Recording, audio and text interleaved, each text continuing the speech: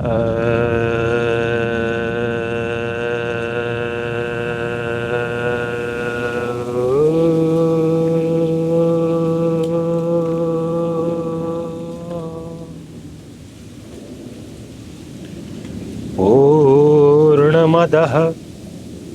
पूर्णमिदं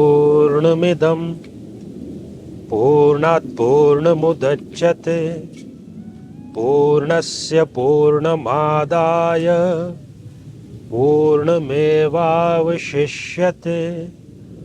ओम शांति शांति शांति।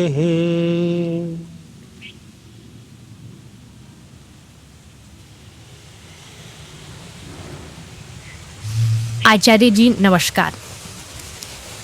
जीवन में सुख और दुखों का क्रम तो निरंतर चलता ही रहता है, लेकिन सुख का समय कब बीत जाता है, तुरंत निकल जाता है, पता ही नहीं चलता है। और दुख जो है वो जाने का नाम नहीं लेते।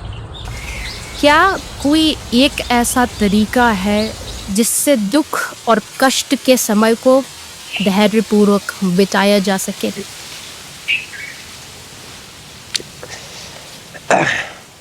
देखिए, ये आपकी ही नहीं, ये मनुष्य मात्र की समस्या है और इसको ये कहा जाए कि ये एक यूनिवर्सल, एक सार्वभौमिक समस्या है।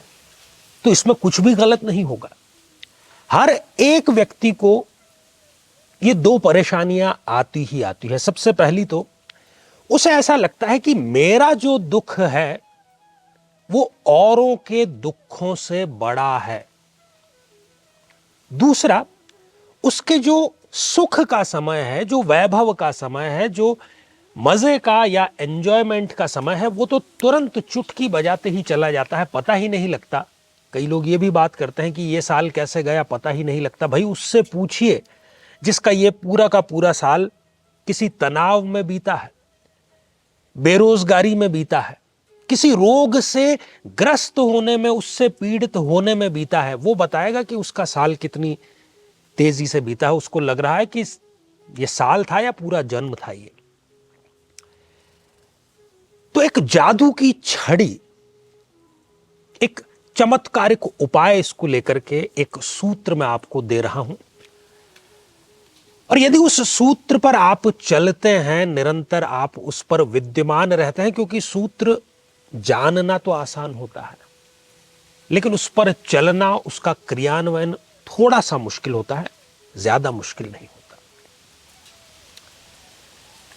देखिए, दुख की उत्पत्ति कब होती है? दुख की उत्पत्ति होती है कि जब हमारी कोई इच्छा, हमारी कोई कामना पूरी नहीं हो पाती। उसमें किसी न किसी प्रकार का व्यवधान आ जाता है। हम कोई बिजनेस शुरू करना चाहते हैं, कोई नौकरी प्राप्त करना चाहते हैं, नहीं वो बिजनेस शुरू हो पाता, नहीं वो नौकरी हमें प्राप्त हो पाती।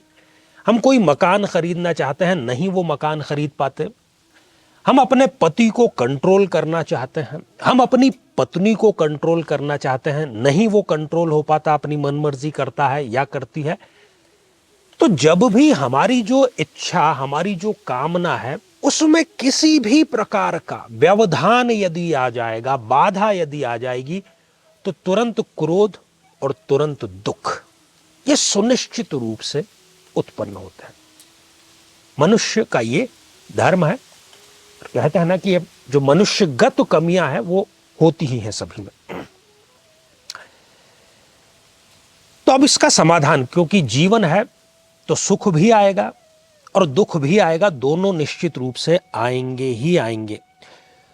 तो ये जो तरीका है ये क्या करेगा? ये दुख से आपके कनेक्शन को काट देगा। आप क्या होता है, जब घर में बिजली की सप्लाई हो रही है, सारे उपकरण चल रहे हैं, पंखा, एसी, गीजर, बत्ती, लेकिन यदि वो बिजली का कनेक्शन ही काट दिया जाए तो ना होगी बिजली, ना कोई उपकरण चलेगा। तो ये सूत्र जड़ पर प्रहार करने का है।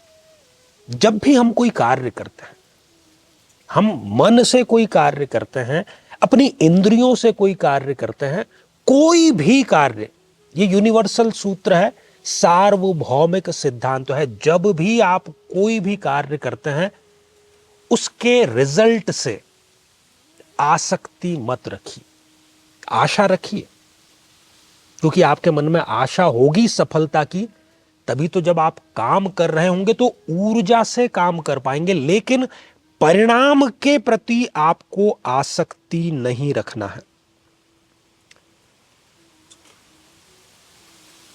और इसका अद्भुत चमत्कार आप होते हुए देखेंगे। स्वतः ही दुख से आपका कनेक्शन खत्म हो जाएगा। हमारे जितने सम्मानित शास्त्र हैं, जितनी मेधा है, वो इसी एकमात्र सूत्र को कह रही है। और आप इसको करें, आपको इसको मजा आएगा करने में।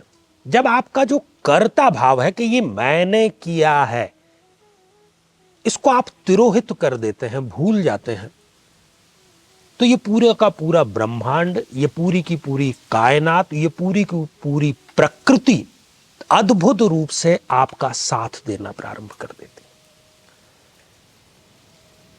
और ईशावास्य उपनिषद तो कहता भी है कि कुर्वन्न वेह कर्माणि जीजी विशेषतम समः एवं त्वयि न अन्यथे तो अस्ति न कर्म लिप्यते नरे। जब तक आप जीवित हैं, सतत कार्य करते रहिए और अपने किए गए कार्य को ईश्वर को समर्पित कीजिए।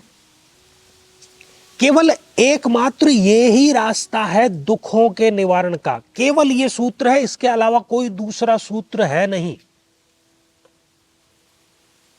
कोई दूसरा सूत्र नहीं है इसके अतिरिक्त।